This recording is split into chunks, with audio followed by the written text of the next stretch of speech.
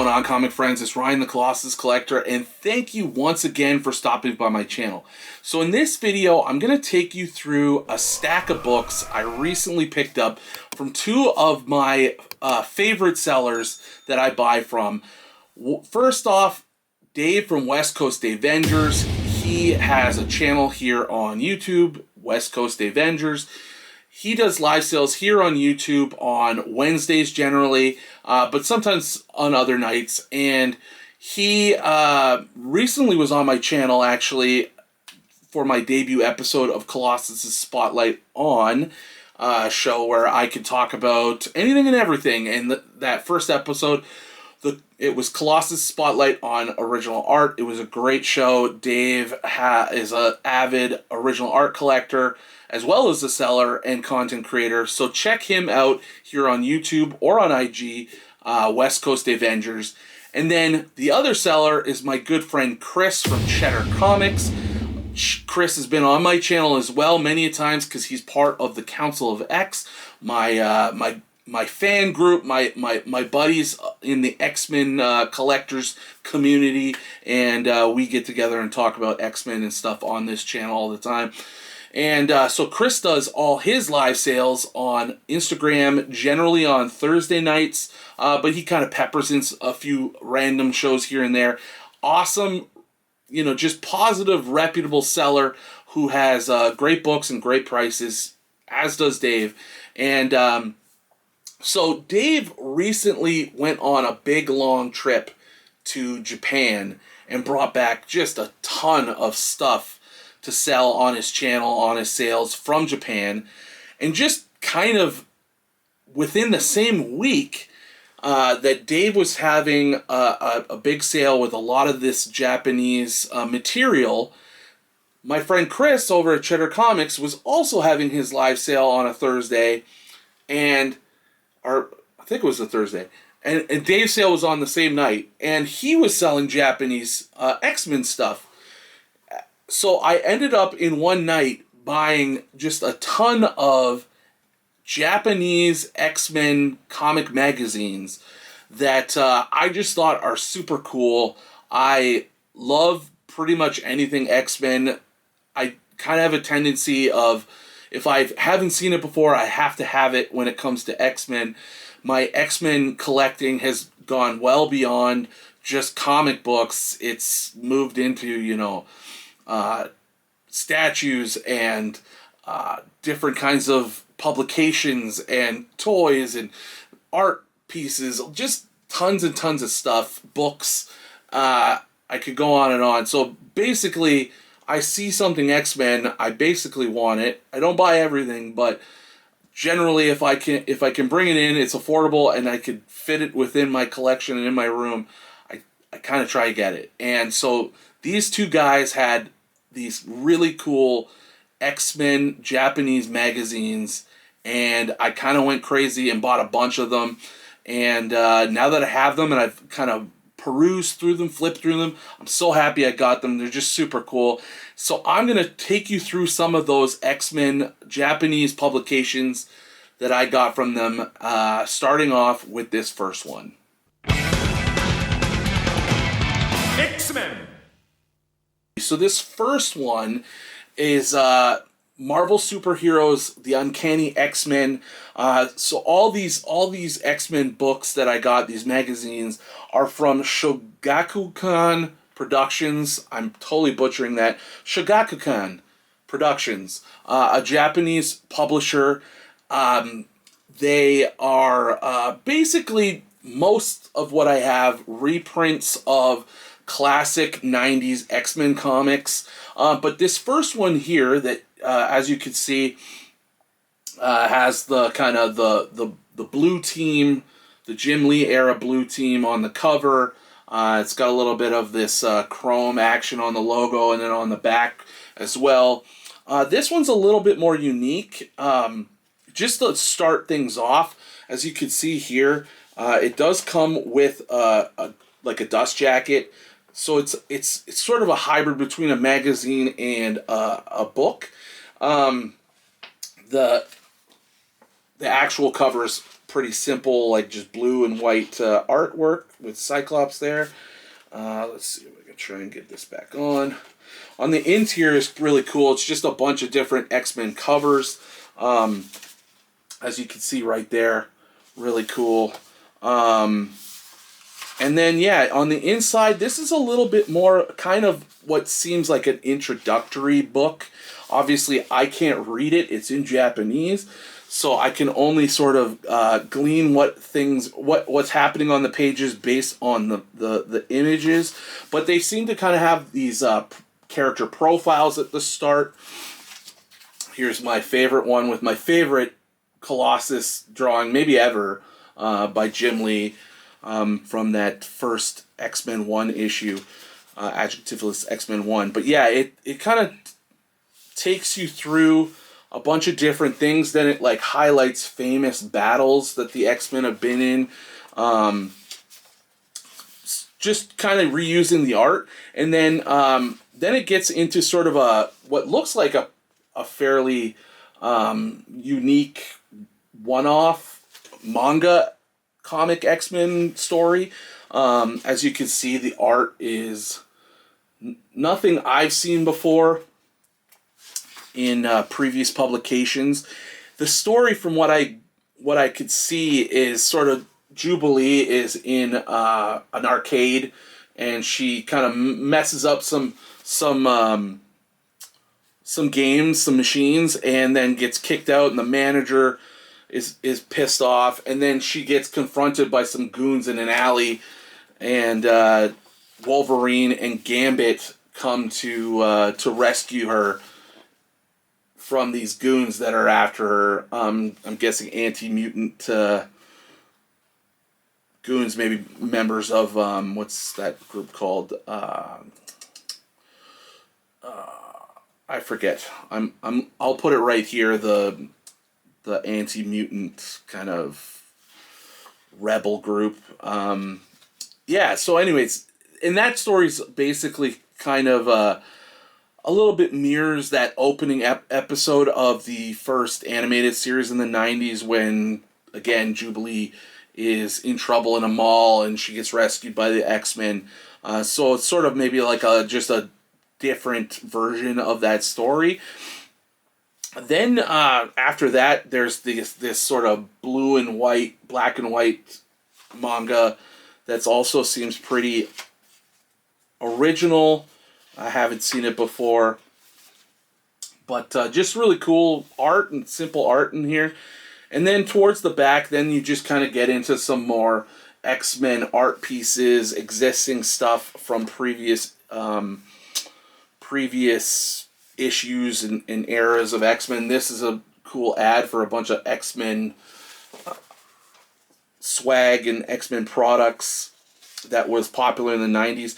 This was released in 1994, and I think this is kind of the first edition or the precursor to the next magazines I'll show off that just kind of reprint stories from the 90s. So this was released in 94, and that kind of is a few years already that the Adjectiveless X-Men had been out in publication, and the animated series at this point had already been out as well. So this probably, then got picked up in Japan, and people were reading those stories and getting introduced to the X-Men sort of from that era for the first time through these books. And this was probably the first one that introed a lot of the characters and had some sort of intro stories.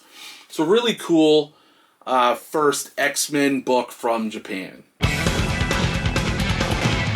X-Men! So next I'll just kind of take you through the other books. From what I kind of learned through Dave, through his sale, these Japanese publications are often more collectible when they have this strip, which is called the OB strip. So some of these books have them and some of them don't. But yeah, they all just basically reprint the stories from the 90s, like I said. So this first one, really cool close-up of Cyclops. This is issue 1 of the X-Men books or the reprints. This is X-Men versus Magneto, so this is really picking up the story right at the start of the adjectiveless X-Men, X-Men 1, which has the X-Men go up against Magneto and go up to Asteroid M. It's a great story, and I mean, awesome Jim Lee art. So really the only difference with these books is that all the lettering and the copy, the story is in Japanese. The art is still that classic Jim Lee 90s X-Men. But really cool. I love having this, and I love these covers with sort of the close-ups of the characters on the cover to start. Really cool to have this X-Men 1 magazine from Japan. X-Men! So I didn't get this whole order all the way through. This is X-Men number 2, although it does say Marvel Comics 3, so I don't know if there's one in between, but this one does say 2. Of course, this is Wolverine on the cover, even cooler than the first one. And this one reprints the story of Omega Red's first appearance and his battle with Wolverine. Again, just incredible art on the interior, showing off Jim Lee's stuff in a new way.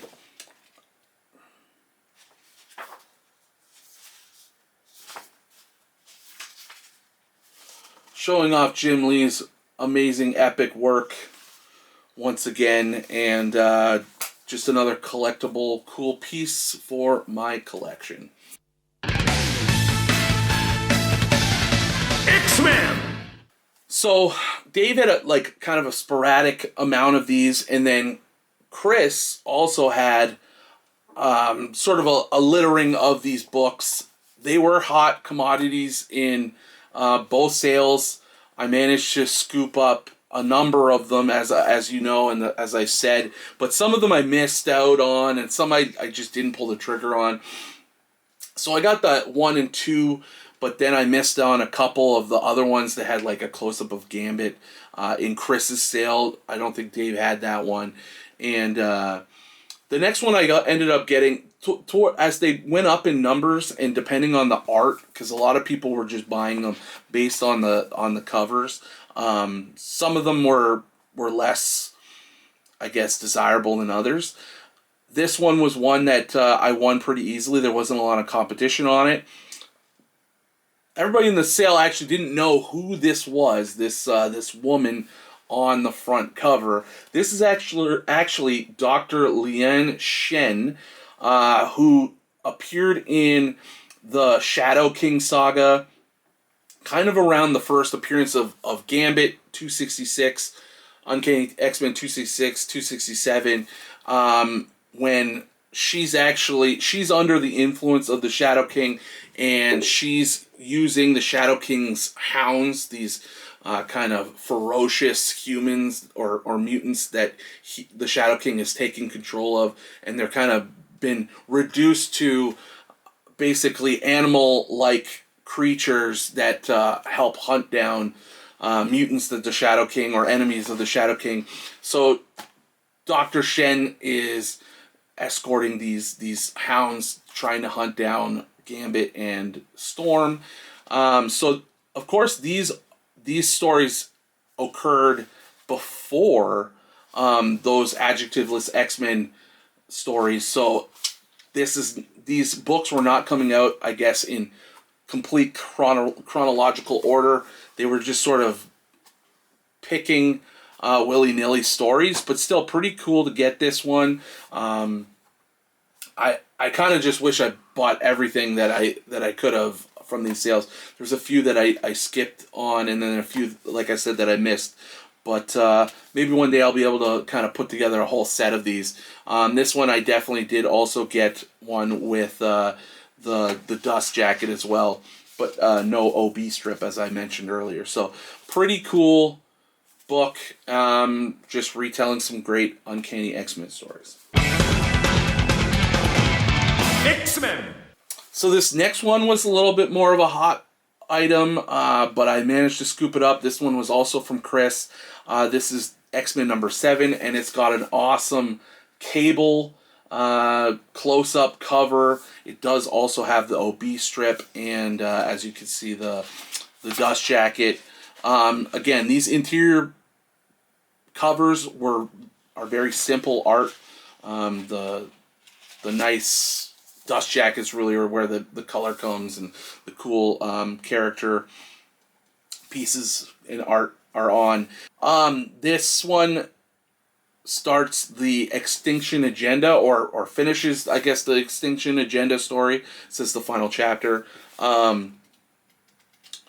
And again, yeah, just reprinting the classic stories of Uncanny X-Men and Adjectiveless X-Men. This, of course, again, is kind of skipping back before Adjectiveless X-Men started.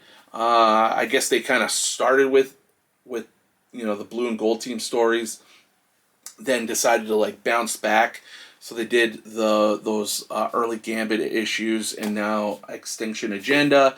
And then I know that they bounce ahead once they kind of get back past the Adjectiveless X-Men. Anyways, really cool Cable cover, and happy to grab it. X-Men. So then these kind of jumped up in terms of number, and I started buying some of the newer ones, the higher number ones. This one is number 13, and it's funny how they kind of changed style, and they changed even the trade dress. They went back to the original Silver Age trade dress on this one, but kind of a cool Apocalypse cover, and it does have the OB strip, as I said. Dust jacket, similar vibe on the inside or on the actual cover. And this one is telling Executioner song, reprinting those stories. So again, now we've bounced from before Adjectiveless X-Men to now after Adjectiveless X-Men launched, and we're in that Executioner song storyline, and just more awesome 90s artwork, retelling stories with Strife and Apocalypse. Just really cool, and I just like to see the evolution of the cover art and the way they made the books look. So really cool to get a hold of this one as well. X-Men. So we're almost through them. This next one was a hot commodity. There were two books with Magneto on the cover. The first one was the hottest one that Chris had on his sale. I missed it, but I managed to get this second one, which wasn't quite as cool as the first one, because the first one was just a bigger, more kind of close-up image of Magneto. But this one's really, really cool. This is X-Men number 15. Back to the classic trade dress. Magneto looks just really menacing in this one. Love the art. And then this is retelling Fatal Attractions from the beginning. Fatal Attractions 1. This one does come with the OB strip. They, I guess, stopped doing the dust jackets at some point, and then kind of just went to a printed cover now. So no interior cover, no dust jacket, just kind of a harder cardstock cover now on these. But yeah, just again, more reprinting of classic 90s X-Men art telling the Fatal Attraction story. And was really happy to grab this one because a lot of people wanted this one, and I was able to snag it. X-Men! And I was able to snag the second one. And after I snagged that first Fatal Attractions one with Magneto, the covers were a little less as a hot a ticket during that claim sale. And I managed to get Professor X. nobody likes poor Professor Xavier. I guess he had that coming, but still really cool to get this second one. OB strip included as well, and again, just more goodness on the inside. My guy Colossus right there, and he's actually right there on the back OB strip as well. Really, really cool, and glad I grabbed this one as well.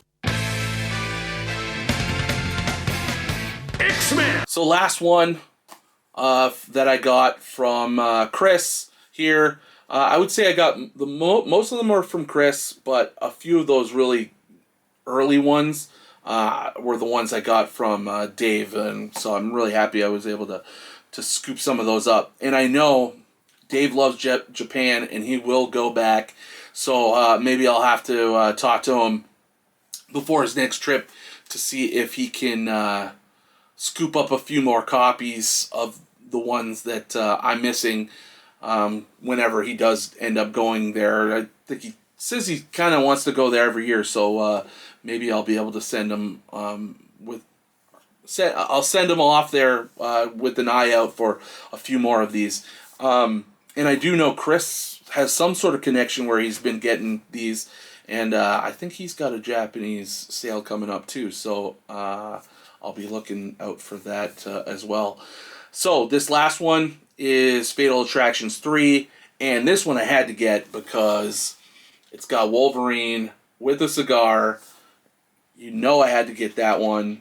Love my cigar comic art.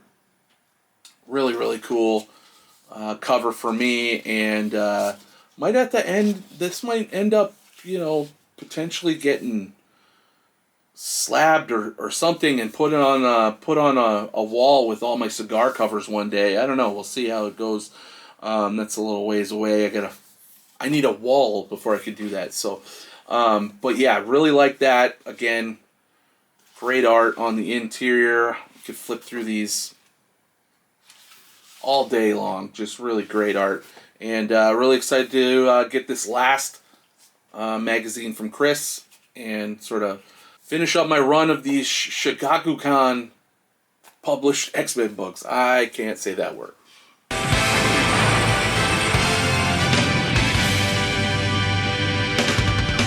X-Men.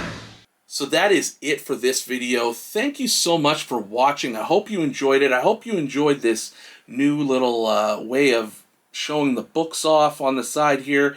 Just trying something new because I noticed some autofocus issues with past videos. So if this worked out well, you'll see more of it in the future. And I hope you like these awesome Japanese X-Men magazines. I know I'm super excited that I got them. Shout out to Chris and Dave for making them available to us crazy X-Men collectors. And if you did like this video, maybe you consider subscribing to this channel if you're not already subscribed.